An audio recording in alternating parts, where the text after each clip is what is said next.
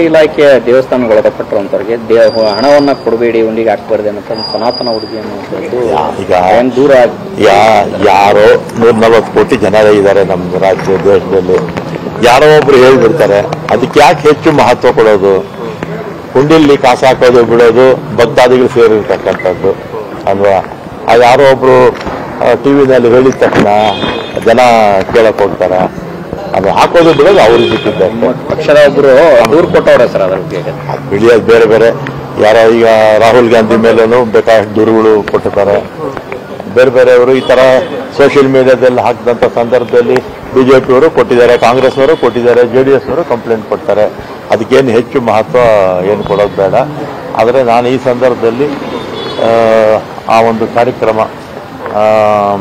ಹೊಸ ದೇವಸ್ಥಾನದ ಕಾರ್ಯಕ್ರಮ ಅತ್ಯಂತ ಯಶಸ್ವಿಯಾಗಲಿ ಅಂತ ನಾನು ಈ ಸಂದರ್ಭದಲ್ಲಿ ಹೇಳಕ್ಕೆ ಇಷ್ಟಪಡ್ತೀನಿ. ಸರ್, ಈಗ ಮುಜರಾಯಿ ಇಲಾಖೆಯ ದೇವಸ್ಥಾನಗಳು ಒಳಪಟ್ಟಿರುವಂತವರಿಗೆ ಹಣವನ್ನ ಕೊಡಬೇಡಿ ಹುಂಡಿಗೆ ಹಾಕ್ಬಾರ್ದು ಅನ್ನೋ ಸನಾತನ ಹುಡುಗಿ ಅನ್ನುವಂಥದ್ದು ಈಗ ದೂರ ಯಾರೋ 140 ಕೋಟಿ ಜನ ಇದ್ದಾರೆ ನಮ್ಮ ರಾಜ್ಯ ದೇಶದಲ್ಲಿ. ಯಾರೋ ಒಬ್ರು ಹೇಳ್ಬಿಡ್ತಾರೆ, ಅದಕ್ಕೆ ಯಾಕೆ ಹೆಚ್ಚು ಮಹತ್ವ ಕೊಡೋದು? ಹುಂಡಿಲಿ ಕಾಸು ಹಾಕೋದು ಬಿಡೋದು ಭಕ್ತಾದಿಗಳು ಸೇರಿರ್ತಕ್ಕಂಥದ್ದು ಅಲ್ವಾ? ಯಾರೋ ಒಬ್ರು ಟಿವಿನಲ್ಲಿ ಹೇಳಿದ ತಕ್ಷಣ ಜನ ಕೇಳಕ್ ಹೋಗ್ತಾರ. ಅದು ಹಾಕೋದು ಬಿಡೋದು ಅವ್ರಿಗೆ ಬಿಟ್ಟಿದ್ದಾರೆ. ಪಕ್ಷದ ಒಬ್ರು ದೂರು ಕೊಟ್ಟವ್ರೆ ಸರ್ ಅದ್ರ ಬಗ್ಗೆ.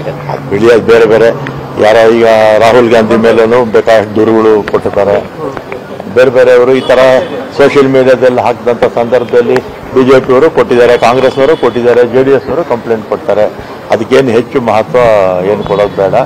ಆದರೆ ನಾನು ಈ ಸಂದರ್ಭದಲ್ಲಿ ಆ ಒಂದು ಕಾರ್ಯಕ್ರಮ, ಹೊಸ ದೇವಸ್ಥಾನದ ಕಾರ್ಯಕ್ರಮ ಅತ್ಯಂತ ಯಶಸ್ವಿಯಾಗಲಿ ಅಂತ ನಾನು ಈ ಸಂದರ್ಭದಲ್ಲಿ ಹೇಳಕ್ಕೆ ಇಷ್ಟಪಡ್ತೀನಿ.